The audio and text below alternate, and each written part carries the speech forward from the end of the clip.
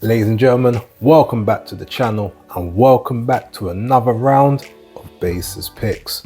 As always, please like and subscribe, share with a friend, a colleague, a relative, an associate, an enemy, any and all in between. It's appreciated. Now, if you hear a little bit of echo, obviously I'm not in my usual dwellings at the moment, but we're going to get things started. We're going to kick it off, really fast. We're going to fly through these. There's only a few fights really that I'm interested in. 3 fight cards. So yeah, without further ado, let's get into the picks. Okay, so look, the first card we'll talk about will be the George Kambosos versus Jake Wiley card taking place in Australia. I think it's Sydney. Look, we've got Tara Moana on the undercard. We've got Amam Kartiev on there against Pervil Placido. I'm expecting Kartiev to do another demolition job. 10-0, quite easy, quite comfortable. It gets interesting when we get a little bit further up the card. So you've got Shanika Johnson versus Nina Hughes, the rematch. We all know what kind of happened in the first one.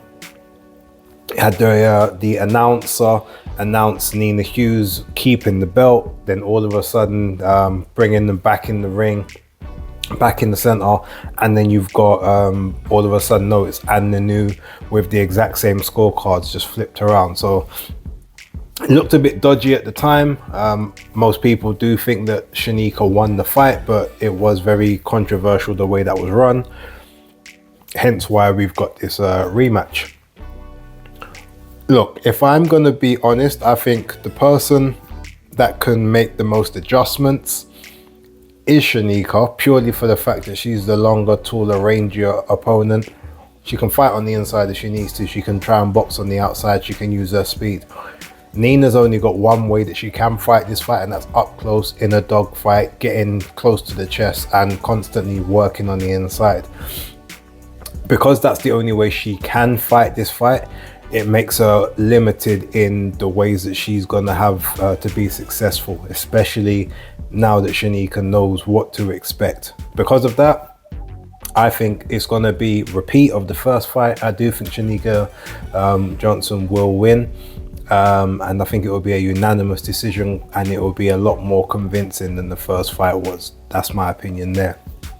Now, probably the fight of the weekend in terms of intrigue and maybe entertainment in terms of the build up will be Skye Nicholson versus Tiara Brown. Now, this is actually the thing that was interesting about this. Tiara Brown is not as quick as she needs to be for the assignment, but one thing I noticed, and I didn't even notice it until they did the weigh-in.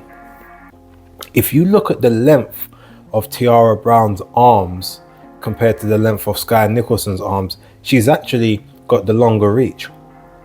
I think this is going to be the first time that Skye faced someone that's got a longer reach than her, which means that she's not going to be able to just do the outside jab and stay out of the way and stay out of range. If she comes in for the jab, even if that jab connects, unless she can get her feet set and get out of dodge like super quick, anytime she goes to exchange with Tiara should actually be able to catch her in the exchange. That's not something I factored into this fight before the fight, seeing the weigh-in. So with Tiara being a little bit taller and a little bit longer in length in range, the fight I feel has become a lot more closer than I had it initially. I do think the speed advantage of Skye Nicholson is going to be what ultimately wins her the day in this one and is the ultimate factor in the fight. But now I'm feeling that she's going to have to deal with more adversity than I thought she would previously. So while I'm still going to go with Skye Nicholson by a unanimous decision, I actually think the fight's going to be closer than I initially had it. I'm thinking this one's going to go close, like a 6-4, maybe even like a 6-5, where there's a draw round in there. But I can see a scenario where maybe Skye drops several rounds in this one, which is something that had not been done to her previous prior to the Raven Chapman fight. Oh, and the Tania Alvarez fight as well. But yeah, that's sort of my prediction, and that'll be interesting. Now look, main event is what it is. I don't really have much of a gauge on that one. I've seen Jake Wiley fight a couple of times, but always been domestic level opposition, and he's also a guy that normally fights at 135. Coming into this one, obviously up at 140. Now Kambosos is only just turned 140, so it's not going to be a huge disadvantage in that sense. But with George Kambosos having the world level experience, obviously being a former champion and being in there with much better opposition than Wiley. Yes, Wiley's got a big punch, but I can't see much other ways than George Kambosos getting the job done. I think it will be a unanimous decision type job. I don't think he's going to be able to get a stoppage in this one. Could be wrong, but I also don't think George is going to be trying to fight this fight strictly on the front foot and applying pressure, because then he's playing into Wiley's hands of just trying to, you know, throw that one big shot. But yeah, look, we'll see how that one plays out. I think George will navigate the fight, especially in the first half. He might step it up a little bit in the second, but I do think it goes the distance, and I think he wins by a unanimous decision. Okay, so look, very briefly moving on to the PBC card. There's only 2 fights on this card that I can even remember off the top of my head, let alone have any interest in, and they're the top 2. Now I do know that who is it? Jesus Ramos Jr. is on the undercard. I can't remember who he's fighting, but I'm assuming that should be a bit of a layup fight for him. But Elijah Garcia versus Terrell Gausha at 154 pounds. I think that'll be an interesting fight. Terrell Gausha has lost 4 fights, but never been stopped, never been knocked out. I don't think he's even been dropped, if I can remember correctly. But look, very good, solid operator, like B plus fighter. Nothing special about him. Doesn't really make it up at the higher echelons of the game, but is good enough to give people work. He did drop Tim Tszyu when Tim Tszyu first came over to the States, so he's got some, he's got very good fundamentals, and it'll definitely be a good test for Elijah Garcia. But I do expect Elijah to get the victory. A unanimous decision is what I'm going with. Main event, you've got Sebastian Fundora versus Chordell Booker. I'm not going to spend too much time on this. Like, the size disparity between the two of them is crazy. I think Chordell is about 5'10", 5'11", and obviously Sebastian's like 6'5". When you saw the two of them side by side, especially Chordell with a shaved head and no hair on top, obviously drops another couple of inches off the height. I can't see many ways that Chordell Booker is going to be able to get on the inside and do any effective work. He isn't a come forward pressure fighter with the high guard. He is more of a guy that's going to try and box and move and box with you. Because of that, I just see a scenario where he gets picked off with that southpaw jab pretty much all night until that backhand starts landing about rounds 4 to 5. And I see a stoppage by Fundora around about the 7th round.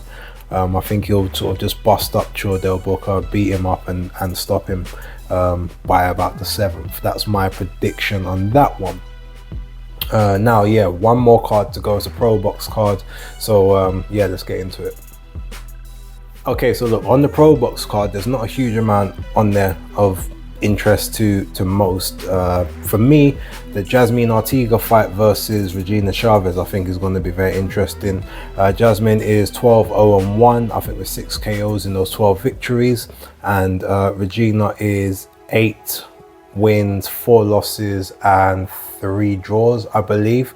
I'm not sure, I think she's only got 1 or 2 stoppages, but she's more of an action come forward type fighter, so I think it would be sort of a very fun fan-friendly fight in that sense.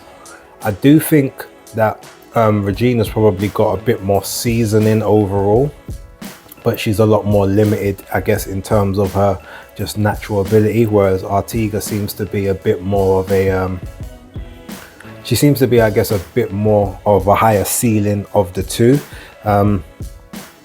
Ultimately, a flyweight fight, I'm going to go with Artiga to win the fight. I think she'll win it on points. I think she'll get pushed for quite some rounds, but I think she'll manage to do just enough when it counts to sort of get the victories.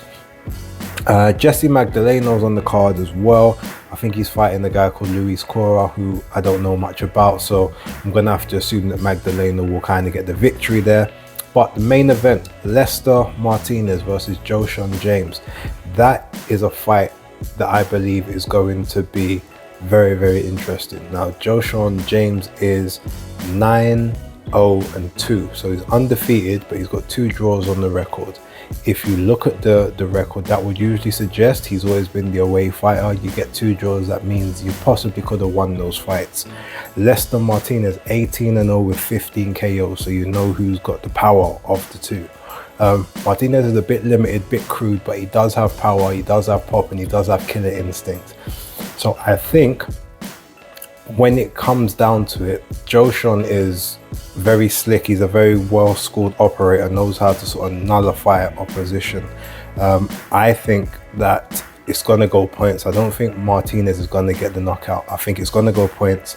But I think he will do just enough to get the victory, where Joshon tries to keep himself within himself to keep protected.